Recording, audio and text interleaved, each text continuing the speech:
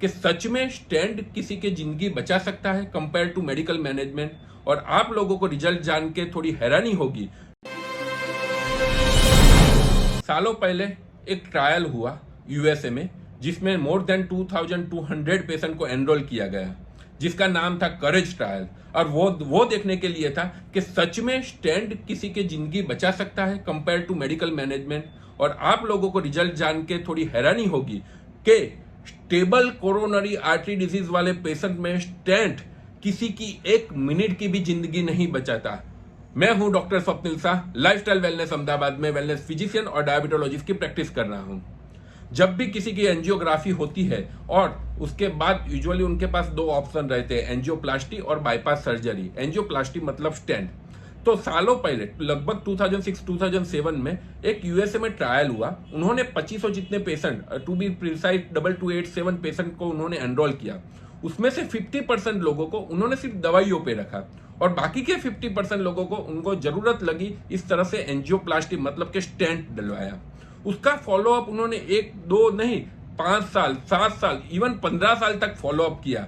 और रिजल्ट जान के आप लोगों को हैरानी होगी कि 15 साल के बाद जो रिजल्ट आया तो उन लोगों में मालूम हुआ कि जिसमें स्टेंट लगाया था एक्चुअली उसमें कोई ज्यादा लाइफ एक्सपेक्टेंसी का फायदा नहीं है।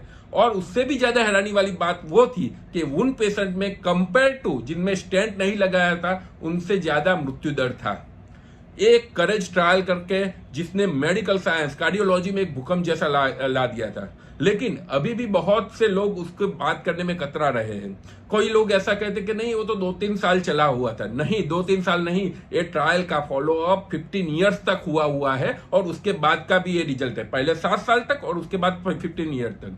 दूसरे लोग ऐसा भी बोल रहे हैं कि उसमें तो वो ब्लॉकेज 70% के आजू बाजू थे, वो पेशेंट को लिया गया था। आपके पास गूगल है, कर लो करेज ट्रायल का इंक्लूजन क्राइटेरिया में मिनिमम 80% जिन लोगों को एंजियोप्लास्टी की एडवाइस दी जा रही है वही पेशेंट को उन्होंने एनरोल किया हुआ था। तो 80% लोगों को उन्होंने किया हुआ था। बाद में तीसरी जगह वो कई लोग ऐसा बोलते हैं कि वो तो क्या है कि कोई बहुत ही छोटे से ग्रुप के पेशेंट को जिसमें थोड़ा मिनिमम सिम्टम्स है उनमें ट्रायल किया गया था। नहीं, ये ट्रायल वो 80% से ज्यादा ब्लॉकेज वाले को जिनमें टीएमटी पॉजिटिव है और जिनमें यूजुअली हम स्टेंट की एडवाइस करते हैं उन पेशेंट्स में किया गया था।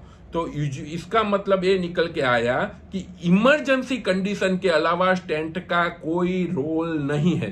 वो जस्ट सिम्टोमेटिक ट्रीटमेंट है। वो आपकी 1 मिनट की भी जिंदगी ज्यादा नहीं दे सकता। In stable patient plant angioplasty का कोई रोल नहीं है।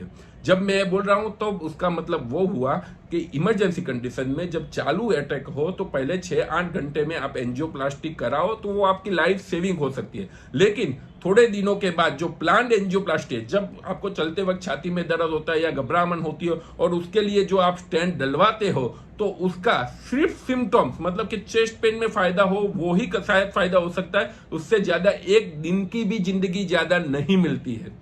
बट अननेसेसरी हमारे यहाँ लोग एक डर के कारण इतने स्टेंट डलवा देते हैं और उसके बाद वो स्टेंट की कॉम्प्लिकेशंस बढ़ जाती है।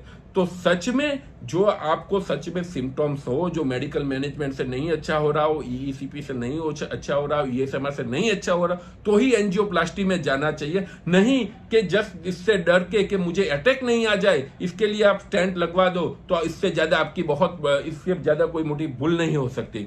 और मैं जो अपने फ्रेंड्स है उनको भी इन्वाइट करता हूँ, आप पढ़ो करेज ट्रायल, आप पढ़ो और भी बहुत सारे ट्रायल है जिसमें स्टेंट का रोल बहुत लिमिटेड है। इससे जस्ट सिम्टोमेटिक ट्रीटमेंट, जैसे ही आपको बुखार आए और पैरासीटामोल लो तो बुखार उतर जाता है, इसी तरह है जैसे ही आपको चेस्ट पेन और ब्रेथलेसनेस लो स्टेंट डलवाओ तो चेस्ट पेन ब्रेथलेसनेस कम हो जाता है। लाइफ की 1 सेकंड भी आपको एक्स्ट्रा नहीं मिलती। That's what showing in the courage trial. और ऐसे ही हजारों ट्रायल है जो हुए हुए जिसने स्टेंट का रोल बहुत लिमिटेड डाला हुआ है।